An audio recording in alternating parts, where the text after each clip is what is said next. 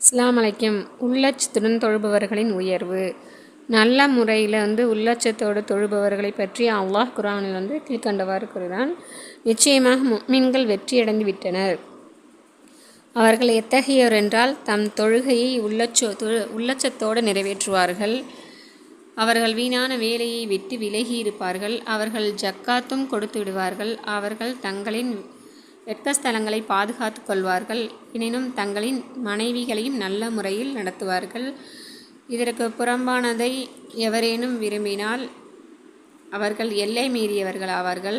மேலும் முதலில் கூறப்பட்ட நல்லடியார்களான அவர்கள் தங்களை ஒப்படைக்கப்பட்ட அமானித பொருள்களையும் வாக்குறுதிகளையும் பாதுகாப்பாங்க. தங்களின் தொழுகைகளை குறித்த நேரத்தில் பேணுதலாக நிறைவேற்றுவாங்க. இத்தகையவர் ஃபிர்தௌஸ் என்னும் சொர்க்கத்தில் வாரிசுதாரர்கள். அவர்கள் அதில் நிரந்தரமாக தங்கிவிடுவார்கள் என்று குர்ஆனில் அல்லாஹ் தஆலா சொல்கிறான். ஃபிர்தௌஸ் என்பது சொர்க்கத்தின் மேலான ஒரு பகுதி. அங்கே சொர்க்கத்தின் ஆறுகள் உற்பத்தியாகின்றன. அதன் மீது அல்லாஹ்வின் அர்ஷும் இருக்குது. நீங்கள் சொர்க்கத்தை இறைவனிடம் கேட்கும்போது நம்ம எல்லாருமே ஃபிர்தௌஸையே கேட்கணும் இன்ஷா அல்லாஹ் என்று ஒரு ஹதீஸில் அறிவிக்கப்பட்டிருக்குது. தொழுகை சம்பந்தமாக அல்லாஹ் மற்றொரு இடத்துல இவ்வாறு கூறுகிறான்.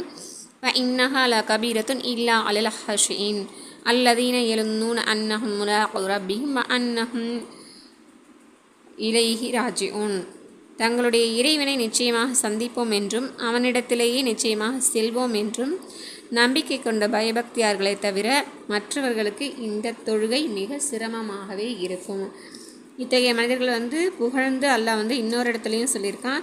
தன்னுடைய திருநாமத்தை கூறி கண்ணியப்படுத்தும்படி அல்லாஹ் அனுமதி அளித்த வீடுகளில் காலையிலும் மாலையிலும் அவனை தஸ்பீஹ் ஓதி கொண்டும் பலர் இருக்கிறாங்க. அவர் அவர்களை வியாபாரமோ கொடுக்கல் வாங்கலோ அல்லாஹ் திக்ரு செய்துவிட்டும் தொழுகையை கடைபிடிப்பதை விட்டும் ஜக்காத் கொடுப்பதை விட்டும் அவங்கள திருப்பி விடாது. இதயங்களும் பார்வைகளும் பயத்தால் திடுக்கிட்டு தடுமாறும் மறுமை நாளை அவர்கள் பயப்படுறாங்க. அல்லாஹ்விடமிருந்து அழகிய வெகுமதிகளை பெற வேண்டும் என்று இத்தகைய நற்காரியங்கள் எல்லாம் செய்கிறாங்க. அல்லாஹ் தன் அருளினால் மென்மேலும் அவர்களுக்கு அதிகமாகவே வழங்குவான். அல்லாஹ் தான் விரும்புவோருக்கு கணக்கின்றியே கொடுக்குறான். நீ கொடுக்க தயாராக இருக்கும் கொடையாளன் உன் ரஹ்மத்துடைய வாசல் திறந்தே இருக்கும் என்று ஒரு ஹதீஸ்லேயும் அறிவிக்கப்பட்டுள்ளது. அவன் எப்போது கொடுக்க தயாராக உள்ளான், பெற்றுக்கொள்வது நமது பொறுப்பாகும் இன்ஷா அல்லாஹ். தொழுகையை நிலைநிறுத்துதல் என்பதற்கு உடலையும் உள்ளத்தையும் ஓர்மைப்படுத்தி ருக்கு சுஜூது ஆகியவற்றை நல்ல முறையில் நிறைவேற்றி பயபக்தியுடன் தொழுவதாகும் என ஹஜ்ரத் இப்னு அப்பாஸ் ரலியல்லாஹு அன்ஹு